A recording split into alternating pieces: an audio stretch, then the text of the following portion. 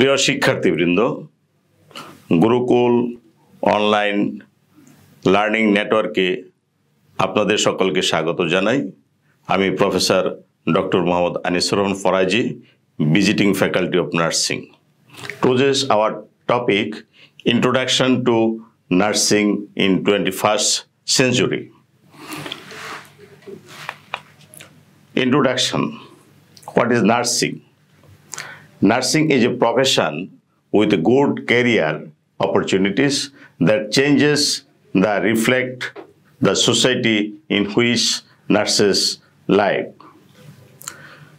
One of the British nurse, Patricia Benner, 2000, she predicted that in the new millennium, that is in 21st century, nurses will be doing more in the community, but also will continue to be even more integral to the provision of intensive care that will increasingly be the focus of hospital care.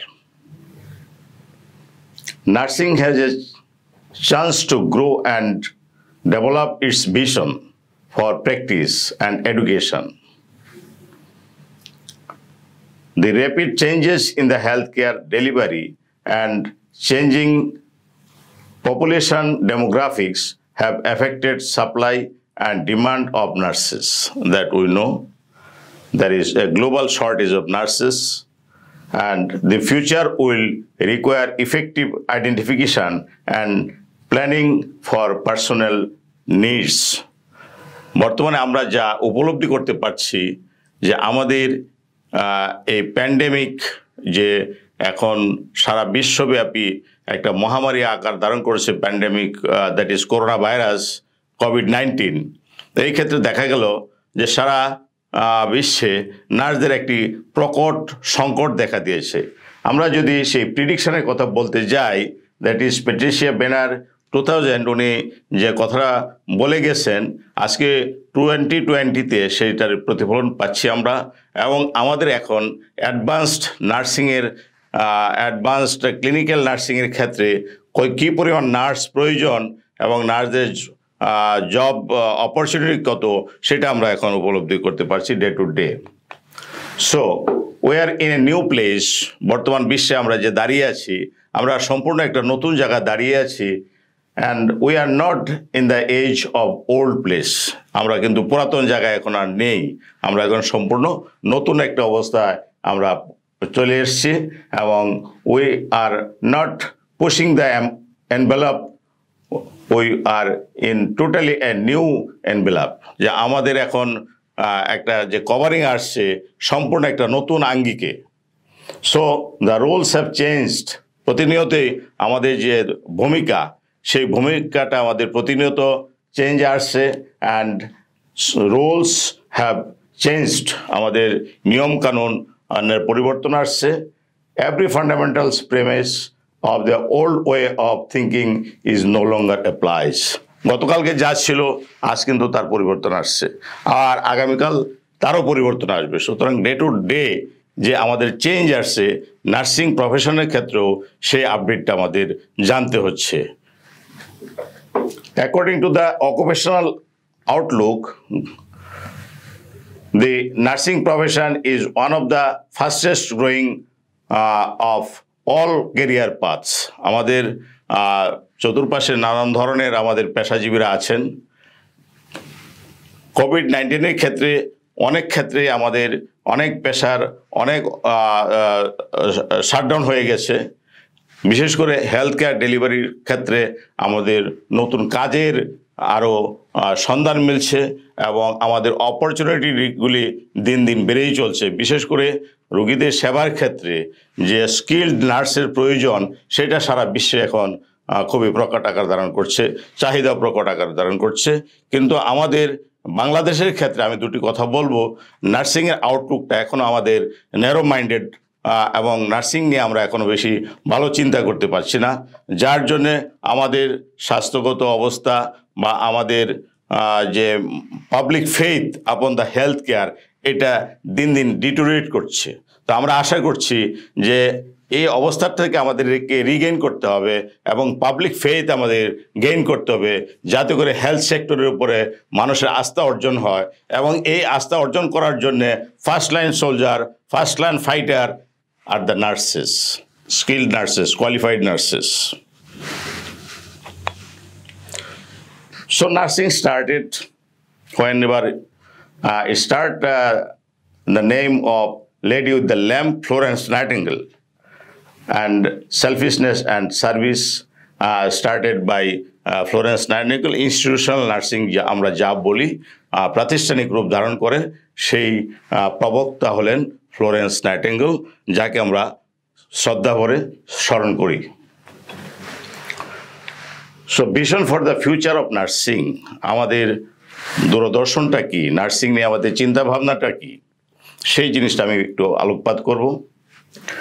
Addition, new diseases and the threat of bioterrorism, এটা আমরা world wise আমরা দেখছি যে আমাদের নতুন নতুন রোগ সংক্রমিত হচ্ছে, যেমন করোনা ভাইরাস, যেমন চিকুনগুনিয়া, আরও অন্যান্য রোগ আমাদের মাঝে সংক্রমিত হচ্ছে, স্কিন ডিজিজ হচ্ছে, নানান ধরনের বায়ু দূষিত রোগ হচ্ছে, পানি দূষিত রোগ হচ্ছে, এয়ার পলিউশন, ওয়াটার পলিউশন এবং আমাদের কন্টামিনেশন, কন্টাজিয়াস ডিজিজ, এই সমস্ত রোগ দিন দিন বৃদ্ধি পাচ্ছে।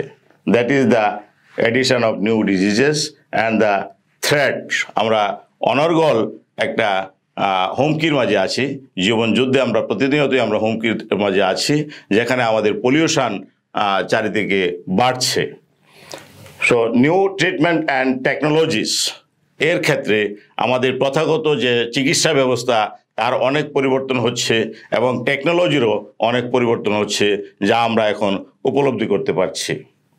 Patients are moved out of hospital rapidly. Those that remain are more acutely ill. Sudden attack of diseases, যেমন করোনা ভাইরাস একটা রোগ, সাডেন অ্যাটাক হচ্ছে, কখন কার আসছে আমরা কেউ বলতে পারছি না। হঠাৎ দেখা গেল তার কিছু উপসর্গ, সেই উপসর্গ নিয়ে যখন সে হসপিটালে যায় তখন তার পরীক্ষা নিরীক্ষায় তার যে রেজাল্ট আসে, যদি আমাদের সেই রেজাল্টটা পজিটিভ হয় তাহলে অবশ্যই একটা নতুন চিকিৎসার মাঝে আমাদের যেতে হয় এবং নতুন পদ্ধতির মাধ্যমে, যেমন আইসোলেশন, স্যানিটেশন, অনেক ক্ষেত্রে অনেক কিছু আমাদের নতুন নতুন যে টার্মসের সাথে আমার পরিচিত হতে হচ্ছে এবং দৈনন্দিনে আমাদের health practice, health seeking behaviour আমাদের চেঞ্জ আসছে এবং যার মাধ্যমে আমাদের লাইফস্টাইলেরও চেঞ্জ আসে। সুতরাং এই সমস্ত বিষয়ে অ্যাডভোকেসি করতে হলে আমাদের নার্সিংটাকে আগে অ্যাড্রেস করতে হবে, কারণ nurses are the first line care provider. Those discharged patient need more assistance at home. যখন একজন রোগী হাসপাতাল থেকে সে রিলিজ পায় তার রোগ আরোগ্যের পরে, তখন তার কিছু হেলথ এডুকেশনের দরকার হয় এবং সেই হেলথ এডুকেশনটা আমাদের প্রশিক্ষিত নার্সদের মাধ্যমে আমাদের দিতে হয়। সো নার্সিং ইন 21st সেঞ্চুরিতে আমরা কি দেখব বা কি দেখছি? ফর দ্য নার্সিং গ্র্যাজুয়েট, আমাদের নার্সিংয়ের যে কনসেপ্ট, যে ধারণা, সেই ধারণার কিছু পরিবর্তন আসছে। আমাদের সাদামাটা একটা জ্ঞান বা সাদামাটা একটা ধারণা যে নার্স তেমন লেখাপড়ার প্রয়োজন হয় না, শুধু তাকে ঔষধ সেবন প্রক্রিয়া জানলেই হয়, সার্টেন টাইমসে ডাক্তারদের প্রেসক্রিপশন ফলো করলে হয়, তাকে কিছু ইনজেকশন দেওয়ার পদ্ধতি শিখাইলেই হয়, বা তাকে কিছু স্যালাইন দেওয়ার জন্যে যা প্রয়োজন হলে ডাকা হয়, এগুলি বলা হয় নার্সিং। আসলে অ্যাবসলিউটলি ইট ইজ রিভার্স, এই ধারণাটা আমাদের সঠিক নয়। নার্সিং বলতে একটা কম্প্রিহেন্সিভ এ টু জেড একটা কম্প্রিহেন্সিভ কেয়ার বোঝায়। সেখানে মাসলোস একটা থিওরি আছে, সেই মাসলোস থিওরিতে যে টোটাল নার্সিং কেয়ার সেটা বোঝা যায়, যাতে করে একজন মানুষ, হিউম্যান বিইং, তার হেড টু টো পর্যন্ত আমার একটা অবজারভেশন স্কিল থাকতে হবে এবং অ্যাসেসমেন্ট স্কিল থাকতে হবে। আমার যে সমস্ত ধারণাগুলো দরকার পেশেন্টকে হ্যান্ডেল করার জন্যে সার্বিক জ্ঞান আমাকে রাখতে হবে। আমাকে ফার্মাসিউটিক্যাল জ্ঞান রাখতে হবে, আমাকে প্যাথোলজিক্যাল জ্ঞান থাকতে হবে এবং বিভিন্ন থেরাপি সম্বন্ধে আমার জানতে হবে এবং পেশেন্টের নিড অ্যান্ড আনমেট যে সমস্ত নিডগুলি আছে সেগুলি আমাকে দেখতে হবে এবং those patients are unable to move তাদেরকে আমাকে সহায়তা করতে হবে, তার অ্যাসিস্ট্যান্সের জন্য যা কিছু প্রয়োজন আমাকে করতে হবে, তার ফিজিক্যাল অ্যান্ড মেন্টাল কমফোর্ট আমাকে দিতে হবে, যাতে করে একজন নার্স একজন রুগীর জন্য একান্ত সহায়ক ভূমিকা পালন করতে হয় এবং সেই একান্ত সহায়ক ভূমিকা পালন করার জন্যে আমাকে যে দক্ষ প্রশিক্ষণের দরকার সেই দক্ষ প্রশিক্ষণটা আমাকে নিতে হবে। এবং আরেকটা জিনিস আমাদের দরকার যে কমিউনিকেশন স্কিল, নার্সদের অবশ্যই কমিউনিকেশন স্কিল থাকতে হবে।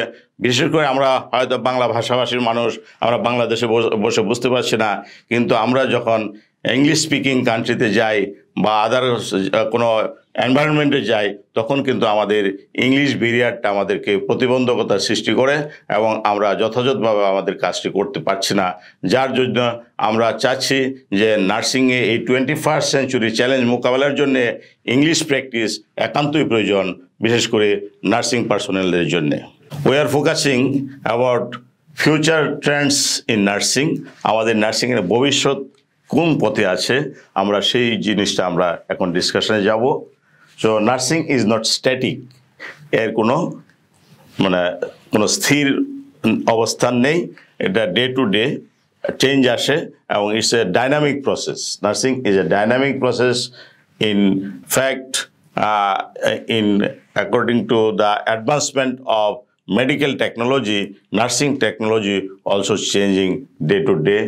That is, the profession is always changing some procedures, some advanced technical knowledge, everything, but is continuously growing and changing as society changes. আমাদের সমাজ ব্যবস্থা যেভাবে পরিবর্তন আসতেছে সেই পরিবর্তনের সাথে সাথে আমাদের নার্সিংয়ের যে প্রশিক্ষণ তার পরিবর্তন আসতেছে এবং রোগীদের যে উন্নত মানের সেবা প্রদান এবং নিরাপদ সেবা প্রদান একটি সময়ের দাবি, যাতে করে আমরা প্রত্যেকজন রোগীকে, ক্লায়েন্টকে আমরা নিরাপদ সেবা দান করতে পারি এবং পেশেন্টের সেফটি মেজারটা আমরা নিতে পারি, যাতে করে তারা বিনা ক্ষতে বা বিনা কষ্টে তারা আরোগ্য লাভ করতে পারে।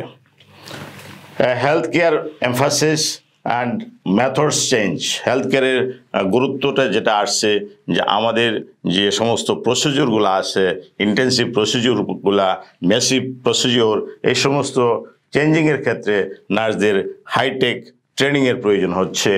As lifestyle changes and the nurses themselves changes, everything পরিবর্তনের যুগে সব কিছু পরিবর্তনশীল এবং নতুন নতুন জিনিস আমাদের ইন্ট্রোডিউস করতে হচ্ছে, ডেমনস্ট্রেশন দিতে হচ্ছে, রিডেমনস্ট্রেশন দিতে হচ্ছে এবং সেগুলা পেশেন্টের ক্ষেত্রে কার্যকরীভাবে ভূমিকা যেভাবে আমি রাখতে পারি সেইভাবে আমাকে তৈরি হতে হচ্ছে। So the current philosophies and definitions of nursing demonstrates the holistic trends.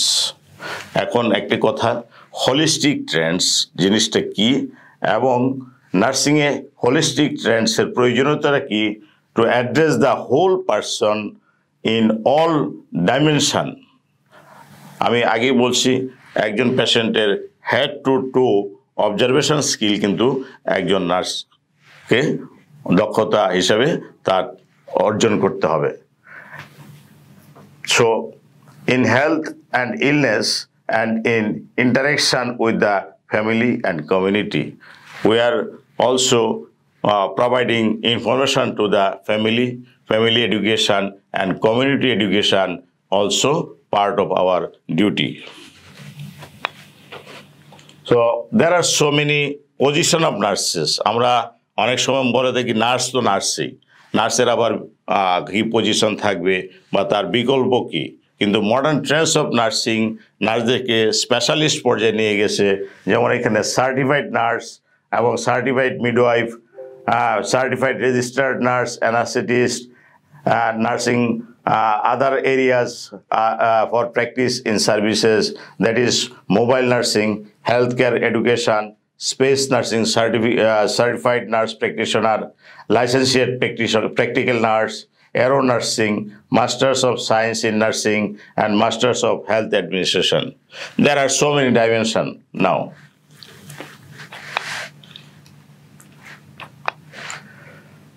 Service in practice and education. Innovation in health. Innovation in healthcare, expanding healthcare system and practice setting, and the increasing needs of client have been stimulus for new nursing roles or specific employment position or paths. আমরা অনেক সময় বুঝি যে বলি যে nursing এর কি ধরনের ক্যারিয়ার আছে, ক্যারিয়ার পাথওয়েটা কি, একজন নার্স কতদিন প্রশিক্ষণ নেবে, কতদিন প্রশিক্ষণ নিলে সে একজন রেজিস্টার্ড নার্স হিসাবে সে ডিগ্রিপ্রাপ্ত হবে বা স্বীকৃতিপ্রাপ্ত হবে। আমাদের প্রাথমিক পর্যায়ে যে নার্সিংয়ের ট্রেন্ড যে জিনিসটা, আমাদের প্রথম পর্যায়ে বেসিক নার্সিং এডুকেশন আমাদের কোর্স করতে হয়।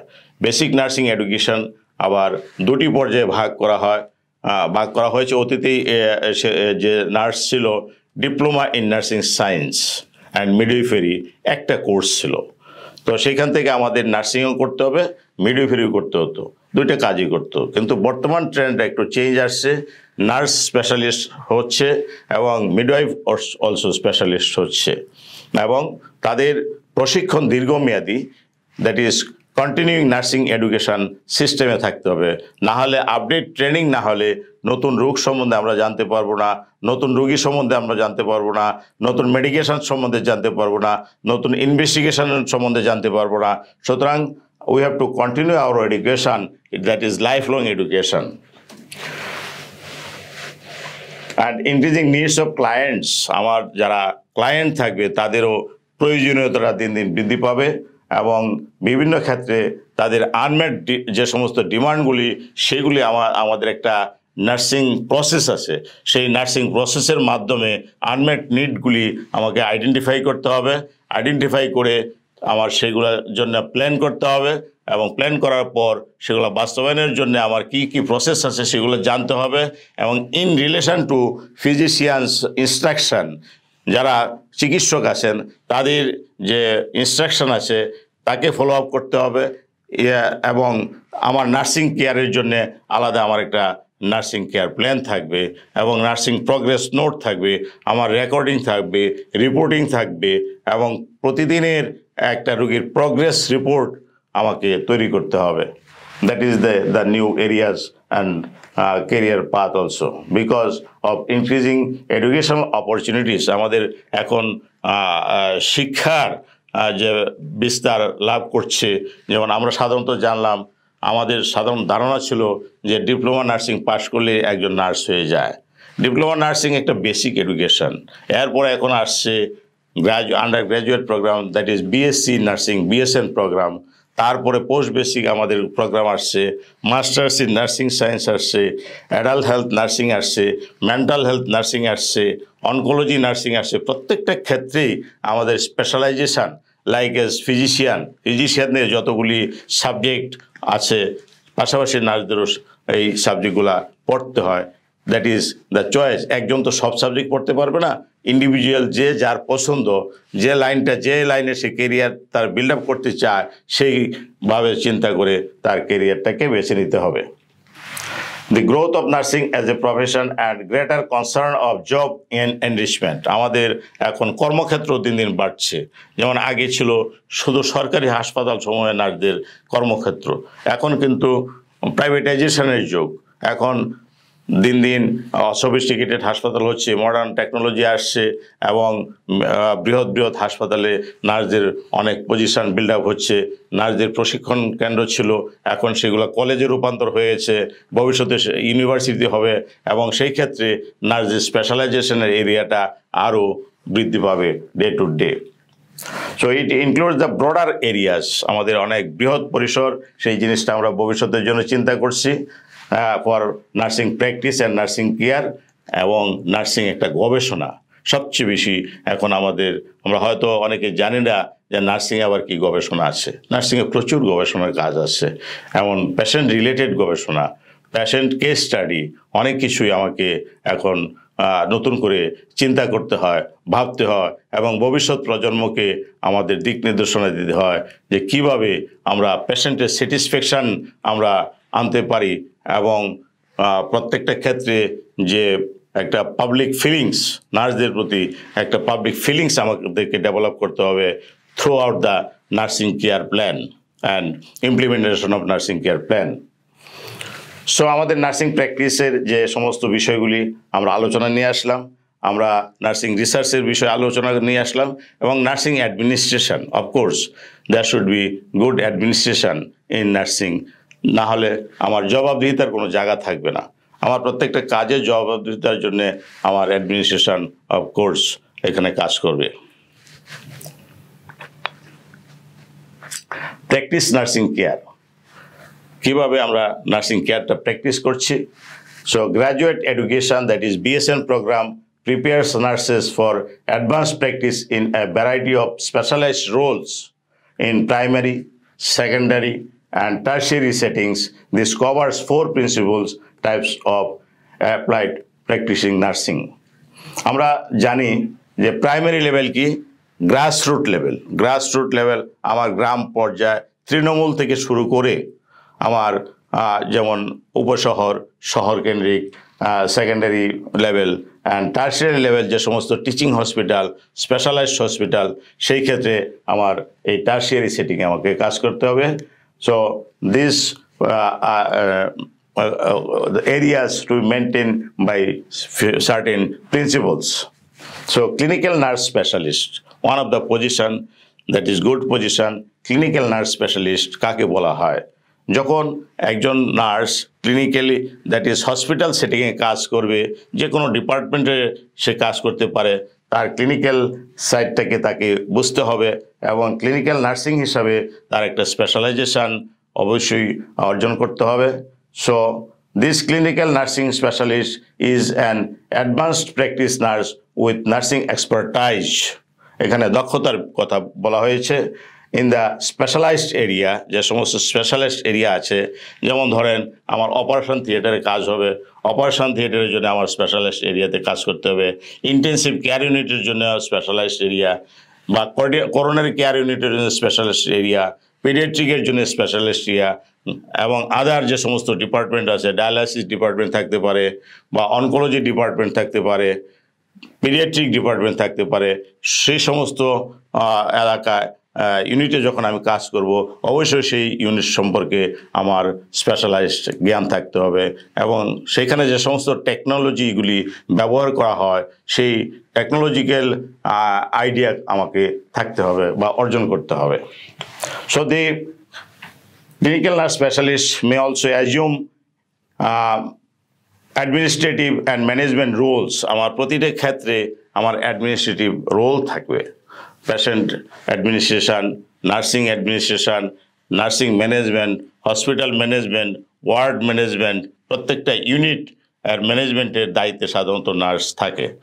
ক্লিনিক্যাল নার্স স্পেশালিস্ট হিসাবে আমার যে ডাইমেনশনগুলো দরকার, clinical nurse specialist should have following criterias, that is 8 characteristics.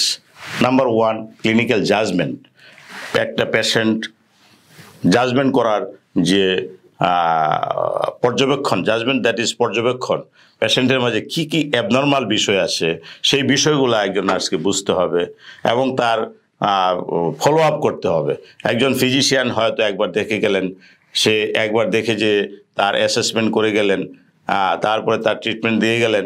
এই ট্রিটমেন্টটা ইমপ্লিমেন্টেশনের জন্যে নার্সকে অবশ্যই তার দক্ষতা থাকতে হবে, তার জাজমেন্ট পাওয়ার থাকতে হবে এবং অনেক সময় ফিজিশিয়ানদের কোনো ভুল ত্রুটি হলে সেটাও যেন নার্স সেটা অ্যানালাইসিস করতে পারে এবং সেটা ব্যাখ্যা দিতে পারে এবং যুক্তিসঙ্গত রেশনাল থাকতে হবে যে কোন ওষুধটা কোন কারণে দেওয়া হলো এবং তার পার্শ্ব প্রতিক্রিয়া কী হতে পারে এবং পার্শ্ব প্রতিক্রিয়া যদি হয় তাহলে তার কি ব্যবস্থা ইমিডিয়েট নেওয়া যাবে। এই ক্লিনিক্যাল জাজমেন্ট নার্সদের অবশ্যই থাকতে হবে। দেন ক্লিনিক্যাল ইনকোয়ারি, আমাকে প্রতিনিয়ত আমাকে পেশেন্টের ফাইল দেখতে হবে এবং পেশেন্টের কাছে যেয়ে তার সাথে আমার একটা ওয়েলবিং, তার সাথে একটা সম্বোধনমূলক একটা আচরণ করতে হবে এবং বলতে হবে যে আপনার বর্তমান অবস্থা কি, আপনি কেমন আছেন, এবং তাকে একটা গ্ল্যান্স দেখতে হবে যে তার সিকনেসটা কী অবস্থায় আছে, সে পূর্বে যে অবস্থা নিয়ে হসপিটালে আসছিল সে অবস্থায় আছে না তার সে ডিটোরিয়েট করছে অথবা উন্নতির দিকে আছে, সেই জিনিসটা আমাকে মূল্যায়ন করতে হবে। দ্যাট জাজমেন্ট অ্যান্ড ইনকোয়ারি আমাকে করতে হবে। ফ্যাসিলিটেটর অফ লার্নিং, আমাকে একজন ফ্যাসিলিটেটর হিসাবেও কাজ করতে হবে এবং পেশেন্ট অ্যাডভোকেসিটাও আমার দায়িত্বের উপরে বর্তায়। কোলাবোরেশন, দ্যাট ইজ সমন্বয়। আমি পেশেন্টের কেন্দ্রবিন্দুতে আছি, আমি 24 আওয়ার্স আমি পেশেন্টের টেক কেয়ারের জন্য আছি। আমার টিম যারা আছে প্রত্যেকের সাথে একটা সুন্দর কোলাবোরেশন থাকবে এবং নার্স, ফিজিশিয়ান, আদার টেকনোলজিস্ট, প্যাথোলজিস্ট এবং থেরাপিস্ট প্রত্যেকের সাথে, ইভেন ক্লিনার পর্যন্ত, একটা পেশেন্টের এনভায়রনমেন্ট যাতে সুন্দর থাকে, হসপিটালটা যাতে পরিষ্কার পরিচ্ছন্ন থাকে এবং পেশেন্টের শুধু ওষুধ দেওয়া কাজটা আমার শেষ না, আমাকে পেশেন্টের A to Z তার পরিচর্যার জন্য আমাকে দেখতে হবে তার হাইজিনিক অবস্থা কেমন আছে, তার পয় প্রণালী কেমন হয়, তার ঘুম কেমন হয়, তার খাওয়া দাওয়ার ব্যাপারটা কেমন, সেটাও আমার দায়িত্বের মাঝে পড়ে।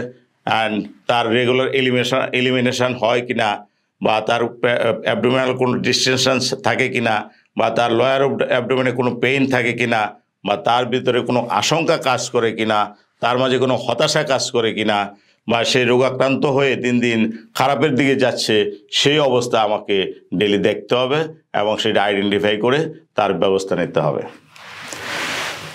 সিস্টেম থিঙ্কিং, আমাকে চিন্তা করতে হবে, অলওয়েজ থিঙ্কিং, রিথিঙ্কিং, আমাকে দেখতে হবে যে নতুন কিছু আমার মাঝে চিন্তা আসতে হবে যদি পেশেন্টের অবস্থার কোনো পরিবর্তন হয়, সেই ক্ষেত্রে আমাকে চিন্তা করতে হবে এবং অ্যানালাইসিস করতে হবে যে কী কারণে এই সমস্যাগুলো হতে পারে, সেটা আমার দেখতে হবে। দেন অ্যাডভোকেসি অর মোরাল এজেন্সি, আমার নৈতিকভাবে আমার পেশেন্টের প্রতি একটা সমর্থন থাকবে এবং সেই নৈতিকতার মাধ্যমে পেশেন্টের যে logistic support, mental support, moral support আমাকে দিতে হবে, তার সাইকোলজিক্যাল এফোর্ট দিতে হবে এবং সে যেন তার বেডিং থেকে আরম্ভ করে তার খাদ্য পথ্য সমস্ত কিছু যাতে সুন্দরভাবে পরিপাটি থাকে, সেটাও আমার লক্ষণীয় বিষয় এবং part of our duties. Caring practice, আমাকে আমার যারা ফলোয়ার্স থাকে বা আমি টিম লিডার থাকি, পেশেন্টের কেয়ারটা কেমন হচ্ছে, সেটা কি সায়েন্টিফিক ওয়েতে হচ্ছে কি না, সিস্টেমেটিক হচ্ছে কি না, সেটা আমাকে লক্ষ্য রাখতে হবে। অ্যান্ড রেসপন্স টু ডাইভার্সিটি, আমাদের পেশেন্টের যে কোনো অবস্থার ক্ষেত্রে আমার রেসপন্স থাকতে হবে। যে কোনো সময় যে কোনো মুহূর্তে পেশেন্টের অবস্থান পরিবর্তন হলে আমাকে অবশ্যই ফলো আপ করতে হবে এবং অ্যাকর্ডিং টু পজিশান আমাকে ব্যবস্থা নিতে হবে। সেটা আমার দিবারাত্র 24 ঘন্টায় আমার ডিউটির মাঝে পড়ে। তো আশা করি আজকে আপনারা নার্সিং সম্বন্ধে মোটামুটিভাবে কিছু জানতে পারলেন এবং নার্সিং নিয়ে আমাদের অনেক কথা আছে। কারণ হলো যে বাংলাদেশ না, সারা বিশ্বেই নার্স একটা অতি গুরুত্ব সম্পন্ন বা জনগুরুত্ব সম্পন্ন কাজ। সুতরাং এই কাজটা নার্সিং যারা করে তাদেরকে বলা হয় নার্স। বিভিন্ন ধরনের নার্সের নিয়ে আমরা কথা বললাম এবং নার্সদের মাঝে কী ধরনের স্পেশালাইজেশনের দরকার আছে সেটাও আমরা আলোকপাত করলাম এবং নার্সদের কেরিয়ার নিয়ে আমরা কিছু আলোকপাত করলাম। কারণ হলো আমাদের ফিউচার জেনারেশান যদি নার্সিং সম্বন্ধে ভালো না জানে, তাদের অভিভাবকবৃন্দ যদি ভালোভাবে না জানে, তাহলে তারা হয়তো নার্সিংটা যে একটা চ্যালেঞ্জিং কেরিয়ার এবং তার যে বিস্তর তার কাজের সুযোগ আছে ন্যাশনাল এবং ইন্টারন্যাশনাল, আমাদের দেশে এবং দেশের বাইরেও নার্সদের প্রচুর চাহিদা আছে এবং নার্সদের একটা প্রেস্টিজিয়াস জব এখন শুধু বাংলাদেশে নয়, সারা বিশ্বে টপ মোস্ট প্রায়োরিটি দেওয়া হচ্ছে নার্সদের। কারণ হলো দেশের যেহেতু বিভিন্ন ধরনের রোগের উপসর্গ দেখা দিচ্ছে এবং রোগীদের বিশেষ করে এল্ডারলি প্রবলেম, মানুষের এখন যেহেতু নিউ জেনারেশনের সংখ্যা কমে আসছে এবং ওল্ড এজেড পারসন বাড়ছে এবং পরিবারগুলা নিউক্লিয়ার হয়ে যাচ্ছে, সেই ক্ষেত্রে nursing is essential for each family. So আমি আশা করব যে প্রত্যেকটা পরিবারের জন্য একজন দক্ষ নার্স প্রয়োজন, প্রত্যেকজন মানুষের সেবা শুশ্রূষার জন্য একজন নার্স প্রয়োজন, যে নার্স সঠিকভাবে নিরাপদ সেবা দিতে পারবে। সেবা আমরা অনেকেই করি, কিন্তু সেই সেবা অনেক ক্ষেত্রে দেখা যায় অনেক উপসর্গ, যেমন ইনফেকশন একটা কথা। ইনফেকশন প্রিভেন্ট করার জন্য আমার যে প্রসিডিউরগুলো জানার দরকার, একজন দক্ষ নার্স সেই প্রসিডিউরগুলো জানে, কিন্তু আমাদের প্রতিবেশী, আমার আত্মীয় স্বজন বা আমার বন্ধুবান্ধব যদি আমি অসুস্থ অবস্থায় আমার সার্ভিস দেয়, সেটা সেফ নার্সিং হবে না, নিরাপদ নার্সিং হবে না। নিরাপদ নার্সিংয়ের জন্যে নিরাপদ দক্ষ নার্স দরকার, এবং সেই দক্ষ নার্সের জন্য প্রশিক্ষণ দরকার, নার্সের দক্ষতার মান বৃদ্ধি করার প্রয়োজন। আশা করি আজকের এই আলোচনা আপনাদের অনেক লব্ধ জ্ঞান আরও প্রসারিত করবে, এবং নার্সিং বিষয়ে যে কথাগুলো বলা হলো সেই কথাগুলি আপনারা পারস্পরিকভাবে যদি আপনারা একটু শেয়ার করেন এবং নার্সিং ডিসিপ্লিন সম্বন্ধে যদি আপনারা বোঝান, তাহলে জনগণের অনেক কাজে লাগবে। তো আজকে আমরা এই আলোচনা এখানেই আমরা শেষ করতে চাচ্ছি। আপনাদের সকলের সুস্বাস্থ্য কামনা করছি। আপনারা নিরাপদে থাকুন, আপনারা সুস্থ থাকুন, এবং এই কোভিড-19 নিয়ন্ত্রণে আপনারা স্বাস্থ্যবিধি মেনে চলুন। সকলকে ধন্যবাদ।